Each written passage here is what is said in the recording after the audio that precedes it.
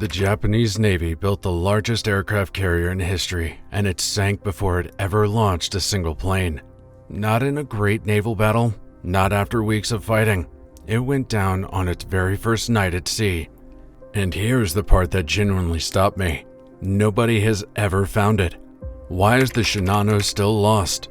That's the real mystery, because a 72,000-ton warship in wartime waters, 80 years later, remains untouched. But first, you need to understand what the Shinano actually was, because this ship should never have existed in the first place. It didn't start life as a carrier. When construction began in May 1940 at Yokosuka Naval Arsenal, the Shinano was being built as a battleship, the third of the Yamato class, alongside the two most powerful warships ever put to sea. The Yamato and the Musashi carried the heaviest naval guns ever mounted on any ship, and the Shinano was going to match them both. Then everything fell apart at once. June 1942, the Battle of Midway.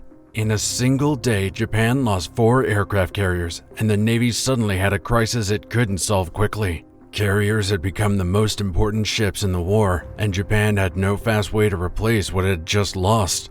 The admirals looked at the unfinished Shinano sitting in the dockyard and made a decision that changed everything. They scrapped the battleship plans entirely and started converting it into a carrier, but not a normal carrier.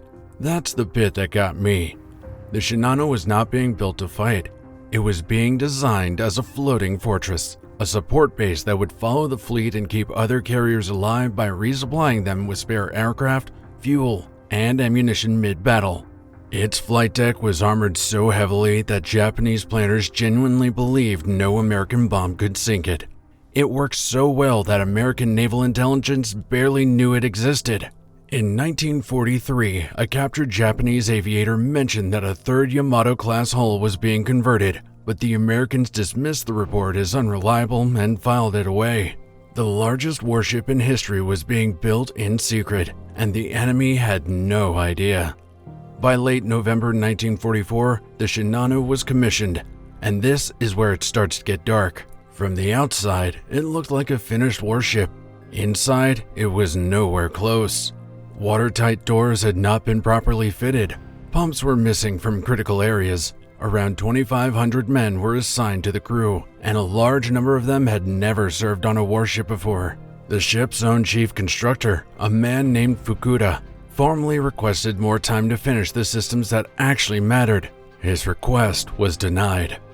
B-29 bombers had started appearing over Yokosuka. The Japanese commanders were terrified the Shinano would be destroyed in the dockyard before it ever moved. So, they made the call. Send it out now and finish the work later. The carrier would sail 300 miles to Kure Naval Base, and the remaining construction could be completed there in safer waters. At 6 p.m. on November 28, 1944, the Shinano left Tokyo Bay. Construction workers were still moving through the ship as it headed into the open ocean.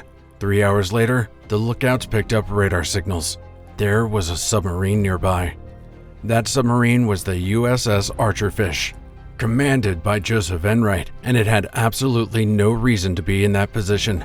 The Archerfish had been assigned to rescue duty for B-29 bombing raids over Tokyo, but those raids had been canceled that day, so the crew was just running a routine patrol with nothing specific to do. When they locked onto the contact and realized how enormous it was, the crew struggled to believe their own instruments. They had never tracked anything that size. Here's what makes it worse. The Shinano could have escaped. It was faster than the submarine and could have simply outrun it. But Captain Toshio Abe believed there were multiple submarines in the area, so he kept ordering the carrier to zigzag. Every turn that was supposed to shake the Archerfish off ended up swinging the Shinano back across its path. The largest carrier in the world was not being chased down. It was being slowly guided into the exact position the submarine needed. At 3:15 a.m. on November 29th, Abe ordered one more turn. The Shinano showed its full broadside. Enright fired 6 torpedoes. 4 of them hit. Abe still believed the ship would survive. It was armored, it was massive, and 4 torpedoes shouldn't have been enough. He ordered full speed maintained, and that decision finished the Shinano faster than the torpedoes did. At high speed, water tore through the ruptured hull at a rate the crew couldn't control.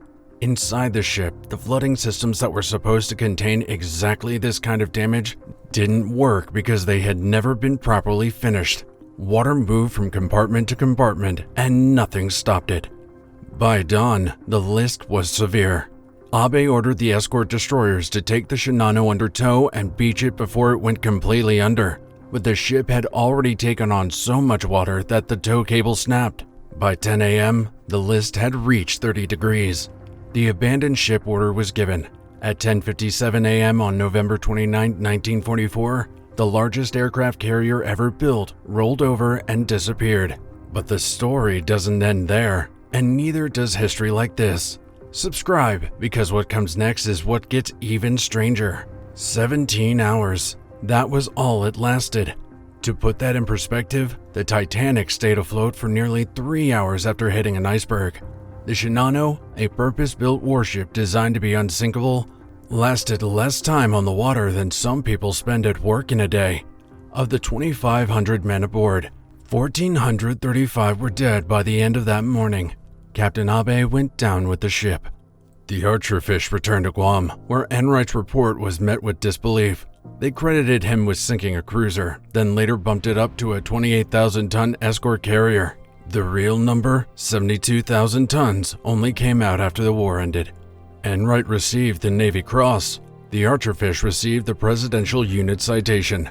For years, Enright himself struggled with the fact that his greatest victory was a ship nobody could officially confirm he'd sunk. Japan classified the whole disaster as a state secret and kept survivors in isolation for months. Some of those survivors went to their graves without ever speaking publicly about what happened that night. And now here's the part I can't get past. People know roughly where the Shinano sank.